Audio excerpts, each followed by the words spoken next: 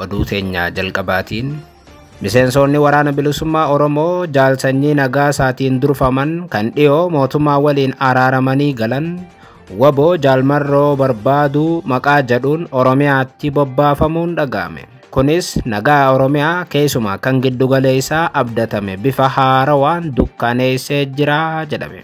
Jaalsanyiin waraana isaa akkamitti jaalmarroo irratti bobbaasaa jira? Gabaasa bal'aa dhageessu. Oduu itti aanuun Soomaaliyaa fi Suudaan kibbaa humna elektiriikii Itoophiyaa irraa fayyadamuuf Itoophiyaadhaaf gaaffii dhiyeessuun dhaga'ame. Waggaa tokkoof Itoophiyaa waliin atakaaroo keessa kan turte Soomaaliyaan gaaffii akkanaa dhiyeessuun isii kan jalqabaati. Bal'inaan dhageessu. Oduu biraatiin magaalaa Finfinneetti dhaabbilee 20 keessaa ulaagaa ittisa balaa kan guutan 42 qofaa jedhame. Bal'inaan dhageessu. Oduu xumuraatiin baha Oromiyaa Harargee lixaatti harreen lakkuu dhaluun ijoo dubbiite. Beeyladoonni kottee duudaa ta'an haala kanaan lakkuu yoo dhalan bal'inaan hin dhaga'amu. Gabaasa guutuu ni dhageessu. Akka mooltan daawwattootaaf hordoftoota Aanolee Global Media. Oduuf odeeffannoo keenya galgala kanaa qabannee dhufneeti jirra. Odeeffannoo keenya ijoo isaa amma dhageessan guutuu isaa isin biraan geenya. Aga xumura sagantaa keenyaatti dhaggeeffachuun yaada qabdan gara koomentiitiin nuuf barreessaa. Viidiyoon keenya namoota hedduu biraa akka dhaqqabuuf ammoo laayik, sheer, sabskiraayib godhuun dagatinaa isiniin jenna. Kallattumaan gara gabaasa bal'aattiin isin qajeelcha. Oduu teenya jalqabaatiin miseensonni waraana bilisummaa Oromoo jaalsanyii nagaasaa dhiyoo mootummaa waliin araaramanii galan waboo jaalmarroo barbaadu maqaa jedhuun Oromiyaatti bobbaafamuun dhaga'ame.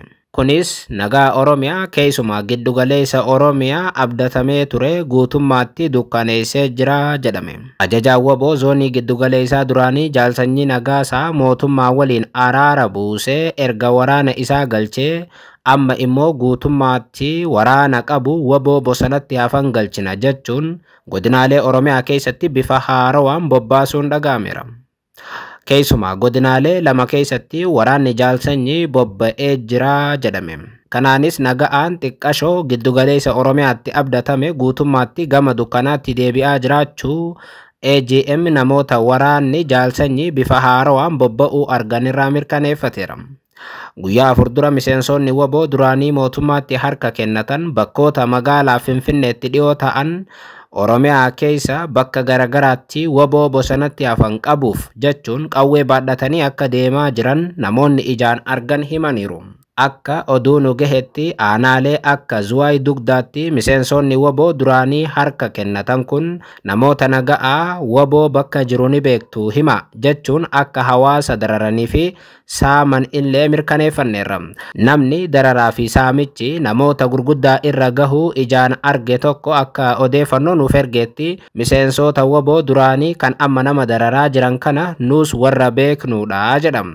Miseensota waboo kana duraanis gaafa isaan as turan ni beeynaa ammallee wayita isaan asitti deebi'anii waboo barbaannanuun jedhan ni beeynaa jechuun dubbatam. Amma immoo warruma kaleessa mootummaa waliin araarameetu dhufee waraana bilisummaa Oromoo jaalmarroo bakka jiru as kenna jechuun hawaasa dararaa jiru jedhan. Haga amma nama miseensonni waboo duraanii kun qabanii qarshii 600 ol irraa saamantu jira kan jedhu namni odeeffannoo AGM erge kun jaarsa waggaa 60 oliitirraa maallaqa kana fudhataniis jedham. Taateen kun aanaa Zuwaay Dugdaa qofatti akka hin daangoofnee fi hojii bal'aa Oromiyaatti mootummaan waraana biraa uumuudhaaf hojjate ta'uu akka danda'u ibseeti jira. Shanee balleessina jechuun faannoo Oromiyaatti bobbaasee Oromoota meeqa kan fixe mootummaan wayyaanee balleessina jechuun faannoo hidhachiisee Tigraayitti fixiinsa kan raawwate mootummaan Taanzaaniyaatti immoo waboo jaalmarrootiin faannoo balleessinaa gala jechuun kadhatee sun milkaa'uu didee jennaan amma immoo miseensota waboo qabsoo gananii isaanitti galan fuudhee waboo balleessina jechuun bifa haarawaan Oromoof Oromoo gidduutti waraana banuuf mootummichi sochii guddaa taasisaa jira jedhame. haalli kun immoo Oromiyaa waggaa 7 waraana keessa turteef balaa biraati jedhameera.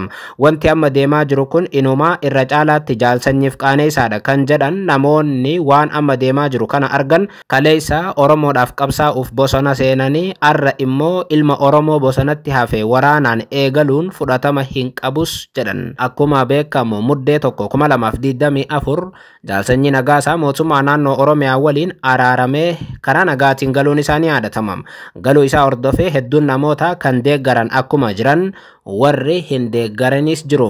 Waraanni bilisummaa Oromoo olaanaan Jaalmarroo Dirribaatiin durfamu gama isaatiin jaalsanyiin qabsoo erga gane ji'oota 5 caalee jira jechuun dubbachuun isaanii yaadatamam. Jaalsanyii mootummaa waliin araaramee guyyaa 28 booda ajajaa olaanaa milishaa Oromiyaa ta'uu isin biraan ga'uun keenya ni yaadatamam. Jaalsanyi Nagaasaa ajajaa milishaa Oromiyaa ta'uu kana mootummaan naannoo Oromiyaa haga ammaa kan hin mirkaneessine yoo ta'u inumaa dhimma kana qondaaltonni mootummaa olaanoon garii haaluudhaaf yaalii taasisaa turuu AGM taajjabeera.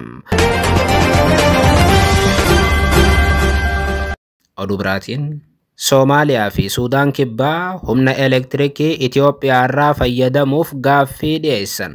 Waggaa tokkoof Itoophiyaa waliin atakaaroo keessa kan turte Soomaaliyaan gaaffii kana dhiyeessiteetti jedhamee dhagahamuun kun kan jalqabaati. Biyyoonni ollaa Itoophiyaa lama Suudaan kibbaatii fi Soomaaliyaan fayyadamummaa humna elektirikiitiif gaaffii dhiyeessuu isaanii humni elektirikii Itoophiyaa arra beeksiseera. Biyyoota dhiyeessii elektirikii argachuuf Itoophiyaadhaaf gaaffii dhiyeessaniif adeemsaan deebi'ii kennuuf hojjetamaa jiraachuu hojii raawwachiisaa olaanaan humna elektirikii Itoophiyaa Ashabbir Baalchaa ibsaniiti jiru. Adeemsa haga ammaatiin biyyoonni ollaa akka Suudaan, Jibuutii fi Keeniyaan Itoophiyaa irraa fayyadamtoota humna elektirikii ta'uu eeruun dhiheenyattis gara Taanzaaniyaatti gurguruuf diriirsi bu'uuraalee misoomaa xumuramuu dubbataniiru. Itoophiyaan humna elektirikii maddisiistu keessaa harka 90 fedhii biyya keessaaf 10 ammoo biyyoota garagaraatiif dhiyeessaa jiraachuu himaniiti jiru. Fuuldurattis tattaaffiin dhaqqabummaa fi misooma humnaa cimee akka itti fufu ibsuun gaaffii fayyadamummaa humna elektirikii Suudaan kibbaatii fi Soomaaliyaa irraa dhiyaateef qorannoon ijaarsi buufataalee daddabarsa humnaa wayita gaggeeffamu deebi'iin kan kennamu ta'uu dubbatan. Bara baajataa kana kurmaana jalqabaatti gurgurtaa humna elektirikii biyyoota ollaaf dhiyaate irraa galii doolaara miliyoona 31.5 akka argame dubbachuu isaanii tajaajilli oduu Itoophiyaa gabaaseeti jira. Itoophiyaan humna elektirikii qabdu irraa biyyoota ollaatti gurgurtee galii argachuudhaaf sochii wayita taasiftu. Masriin immoo Itoophiyaan biyyoota ollaatti humna elektirikii kana akka hin gurguranne dhiibbaa godhaa akka jirtu gabaasonnis ba'urratti argamu. Ji'a tokko dura The Reporter gabaasa bal'aa baasee tureen Itoophiyaan elektirikii qabdu biyyoota ollaatiif akka hin gurgurre Masriin dhiibbaa dippiloomaasii godhaa jirti jechuu isin biraan geenye turre.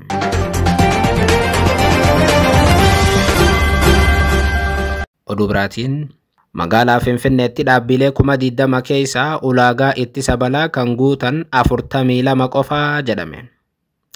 Dhaabbilee magaalaa Finfinneetti argaman 20 keessaa ulaagaa balaa dandamachuu kan danda'an 42 qofa akka ta'an koomishiniin hooggansa hojii balaa fi sodaa ibiddaa Finfinnee ibse. Hoteelonni, warshaalee, gamoowwan, raabsaaleen boba'aa, jiddugalli gabaa, mankuusaalee fi dhaabbileen kan ulaagaa nageenyaa balaa guutan miti jechuun itti aanaan koomishinara damee yaaddoo balaa hir'isuu obbo Kaffalaw Waldamasqal BBC'tti himan. Deeggarsi teeknikaatii fi gorsi taasifamuuf yeroodhaa gara yerootti fooyya'uu qabaatullee baay'een isaanii kan sadarkaa ga'umsaa mirkaneessuu fudhachuu irra gahan miti jechuun akka dubbatan BBC'n gabaaseera. Koomishinichi dhaabbilee ulaagaa guutaniif waraqaa ragaa akka kennu kan ibsan obbo Kaffalaw waggoota 5 darbanitti walitti fufiinsaan dhaabbilee gara 20tti siqan irratti qorannoon gaggeeffamuu dubbatan. Dhaabbilee kanneen keessaa kan ulaagaa guutuudhaan waraqaa ragaa dandeettii mirkaneessuu fudhatan 42 qofa akka ta'an dubbatan. Oduudhuma walqabateen ji'oota 6 dabranitti tattaaffii hojjettoonni balaa tasaa taasisaniin qabeenya birrii biliyoona 7.8 ol ta'u baraaruun akka danda'ame ogeessi qunnamtii hawaasaa koomishinichaa Nigaatuu Maammoo DHPI'tti himaniiru. ji'oota jahan dabranitti Finfinnee fi naannoo isheetti balaawwan 244 mudachuu eeruun tattaaffii hojjettoota balaa tasaa taasisaniin qabeenyi birrii biiliyoona 7.8 ol ta'u baraaramuun qabeenyi birrii miiliyoona 370 ol ta'u garuu barbadaa'uu ibsaniiru jedhame.